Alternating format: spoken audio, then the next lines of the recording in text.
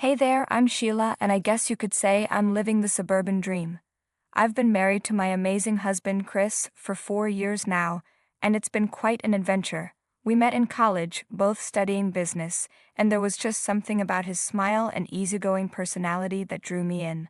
From the beginning, we were inseparable, staying up late to study, laughing at inside jokes, and planning our future together. Fast forward a few years and we got married, promising to stick by each other through thick and thin. The whole for better or worse thing seemed easy at the time, but little did I know our journey was about to take a challenging turn, thanks to my mother-in-law. Chris and his mom Martha have always been super close, which sometimes felt a bit much to me. Martha raised him almost entirely on her own after her divorce, and it seemed like she was determined to keep him under her wing, even after he moved out. I heard stories about how she used to match outfits with him and always stayed close while he played with his friends. Martha had this habit of planning Chris' life down to the minute, almost like she was the one in charge. Even when he went off to college, her clinginess didn't stop. She'd call him several times a day to check on his schedule and even visited him twice a week. This really affected Chris. He's a great guy, but you could tell he felt the pressure of meeting her expectations. When Chris introduced me to Martha for the first time at dinner, I could feel her sizing me up, analyzing every detail. "Sheila, it's so lovely to finally meet you. Chris talks about you all the time," she said. "Thank you, Martha, it's great to meet you too," I replied. "Oh, I'm sure it is. Chris has a way of surprising us with his choices," she added, with a hint of something I couldn't quite place. Then she asked what I do for a living, and when I told her I work in marketing, she wasn't all that interested.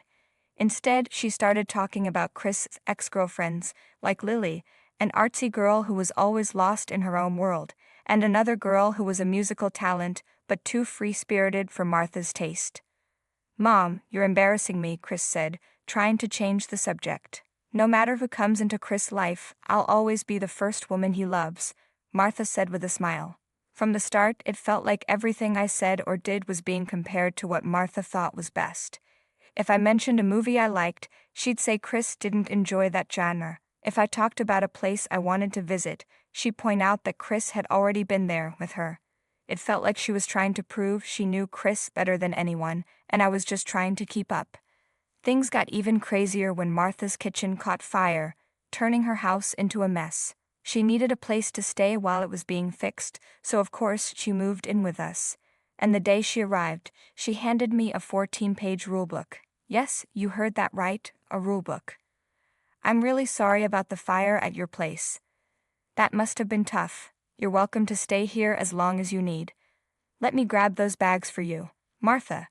"Thanks, Sheila. The fire was a nightmare and really shook things up. But before we all get settled, there's something I want to give you." "Sheila." "Oh, all right. What is it?" "Martha.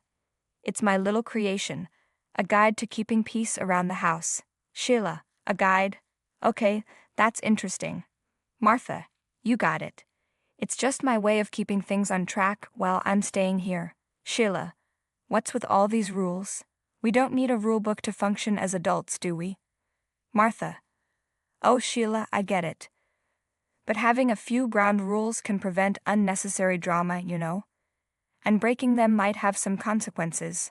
"Sheila, consequences? Are we running a boot camp here?" "Martha, stop complaining. Now let's tackle those bags, and I'm curious to see where you've set me up." After I showed Martha her room and returned to mine, I couldn't resist flipping through her rulebook. Each page was filled with bizarre instructions like vacuuming the living room precisely at 8:30 a.m., serving dinner at 6:45 p.m., and my personal favorite, washing the bathroom tiles with lemon-scented cleaner every other day. I was shocked. What kind of controlling behavior was this? When Chris got back from work, I showed him the rulebook. Before bed, we both started laughing at how ridiculous it was. It felt like we'd stepped into another world where everything was super organized. "Chris. Okay, this one takes the cake. Arrange the spice jars in alphabetical order. I guess our spices are getting a degree in linguistics." "Sheila. And don't forget Gourmet Tuesdays, where I apparently have to whip up a 5-course meal from scratch. That's one way to turn our kitchen into a Michelin star restaurant." "Chris. You know, honey, my mom means well, but she needs to realize that I'm grown up now. This is our house, not hers. We have our own way of doing things. Sheila, you're right. So promise me you won't take this rule book too seriously. It's just her way of showing she cares, even if it's a bit eccentric. Chris, deal. No alphabetized spices or gourmet extravaganzas in our future, I promise. The next morning, I woke up to find Chris already dressed and ready for work. He kissed me goodbye, and I noticed Martha's rulebook still sitting on my bedside table. It was around 8 a.m., and according to the book, I was supposed to vacuum the living room by 8:30 am. Yeah, right. I took a shower, got dressed, grabbed a granola bar, and left for work before Martha could catch me. When I walked in after a tough day at the office, hoping to relax on the couch, I was met with chaos. Chris and Martha were in the middle of a heated argument in the living room. Martha was clearly upset. Martha, Chris, I'm really struggling to understand why Sheila can't seem to respect the rules I've set in this house. Did you notice she just left for work this morning without doing any of the chores? Chris, Mom, we've talked about this. The house is turning into chaos, and it's all about maintaining order, right? But I've grown out of those rules. Martha, rules are how I raised you, and they're still important. You think you know him better, Sheila? Because I distinctly remember him asking for pancakes every Sunday morning when he was a kid. Sheila, Martha, seriously? Who do you think you are? This is our house. Martha, this is my son's house, and it belongs to me as much as it belongs to you. Sheila, excuse me, Chris? Chris, Mom, I need to come clean. This is Sheila's house. She owns it. Martha, what? How is that possible? Sheila, Martha. When Chris and I got married, my parents gifted me this house as a first anniversary present. It's under my name. Martha, Chris, you never told me that. Chris, I didn't want to complicate things, Mom. I let you believe the house was mine, and I'm really sorry, Mom. After Chris stormed off dramatically, I was left standing there, completely dumbfounded by what he'd just revealed. My mind was racing, trying to understand why he'd lie about something as big as our house. Chris had never lied to me before. He'd always been the sweetest, most genuine guy. I took a deep breath and headed to our bedroom, gently pushing the door open. There he was, Chris, looking like he was drowning in guilt. Sheila, hey, can we talk? Chris, yeah, I guess we should. Look, I'm not mad or anything. I just can't wrap my head around why you'd lie about the house, of all things. We've always been open and honest with each other. Chris, I know, honey. That's what's been eating me up. I should have just told you the truth from the start. Sheila, okay, so what's the deal? Chris, it's my mom. She's always been on my case. Ever since I was a kid, she's had these expectations about who I should be and what I should achieve. It's like she wanted this perfect version of me. Sheila, and you thought lying about the house would, what? Impress her? Chris, no, not impress, more like avoid disappointing her. She's always been proud of being in control of things. I thought if she found out that you're the one who actually owns the house, it would shake things up. She'd be disappointed in me for not being the son she wants me to be. Sheila, Chris, you're your own person. You've always been kind, hardworking, and true to yourself. You're the man I fell in love with.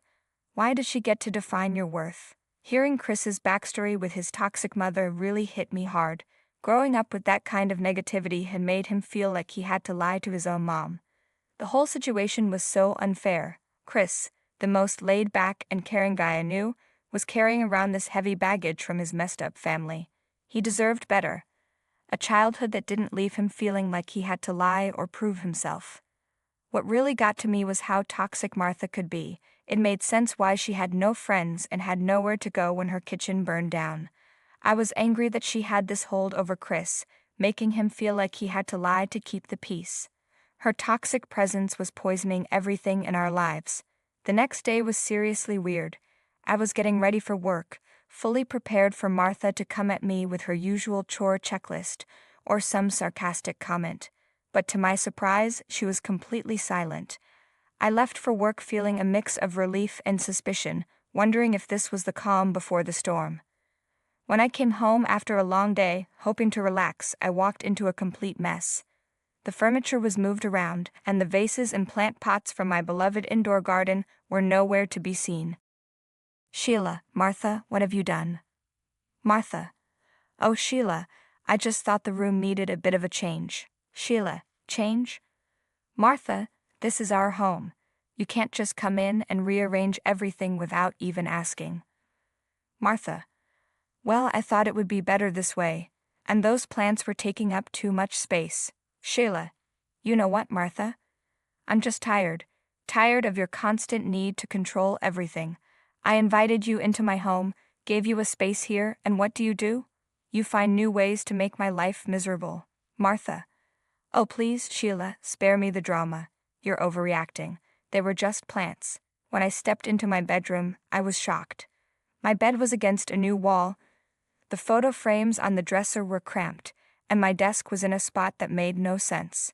I couldn't believe Martha thought she had the right to rearrange everything. I stormed into Martha's room, my frustration reaching a boiling point. Enough was enough. Sheila, Martha, seriously, what were you thinking? You had no right to go into my bedroom and rearrange things without asking. Martha, you're blowing this way out of proportion. Sheila. Martha, we need to talk. I've been trying to stay calm, but I can't hold back anymore. You've been treating me like some sort of intruder in my own home, and it's not okay. I get that you have your rules and your idea of how things should be, but being a mom doesn't give you a free pass to mess with our lives. Martha.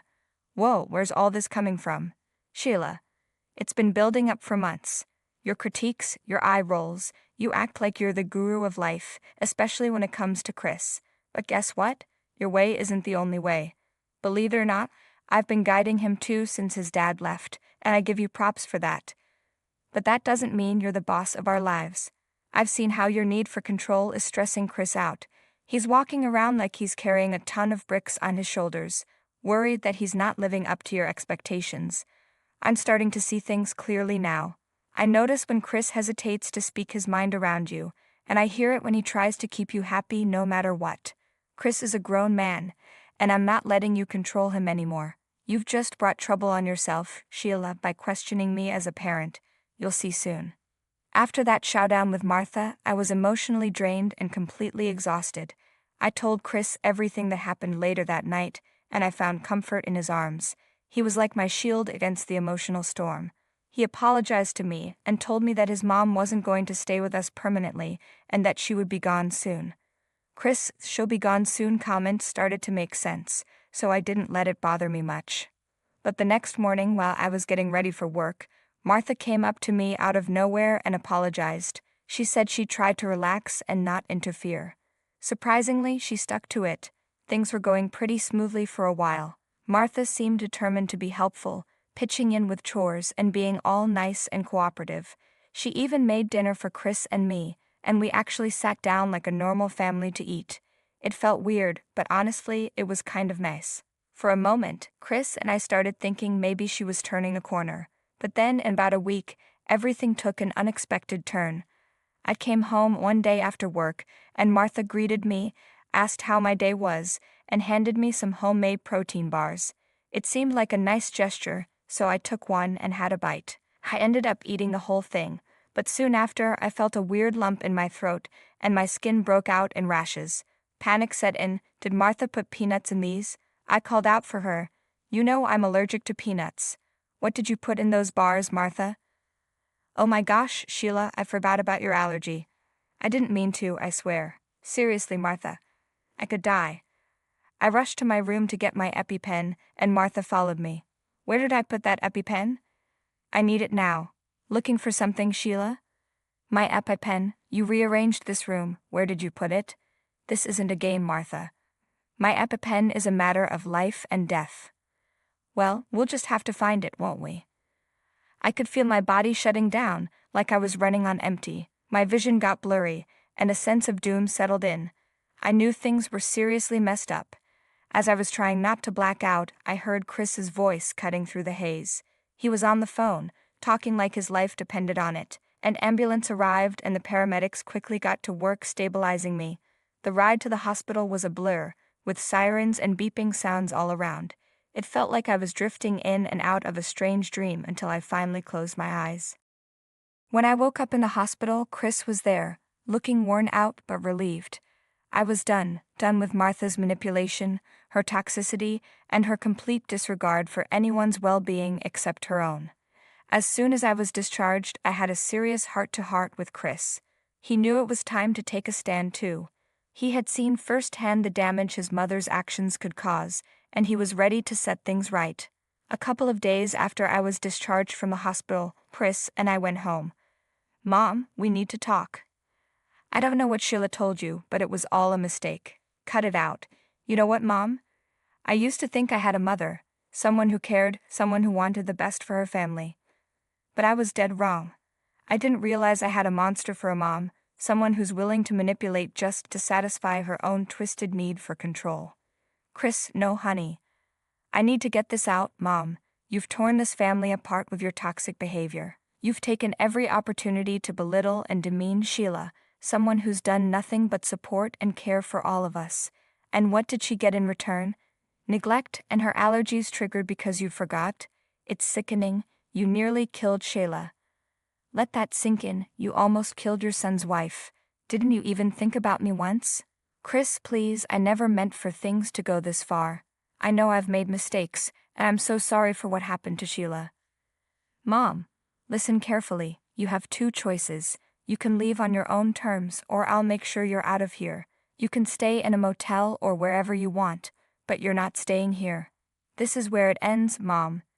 Our relationship, whatever was left of it, ends right here. I don't have a mother anymore, not in the way that matters." Honestly, I couldn't help but feel a twisted sense of satisfaction when Chris showed his mom the door. She loved him so much that it must have hurt like crazy to be rejected by her own son. But she deserved it after the protein bar situation. We've lost touch with Martha completely. No calls, no texts, no sign of where she went. It's like she vanished into thin air. And as much as I hope she would grow and find her way, I can't help but wonder where she ended up. Despite all the drama, she's still Chris's mom, and that worry for her is still there. Chris ran into a couple of construction guys working on her house, and they told him she drops by sometimes to check on things, so I guess she's okay. Our home is no longer a battleground, and who knows if we'll ever get in touch with her again. For now, we're just trying to live in the moment.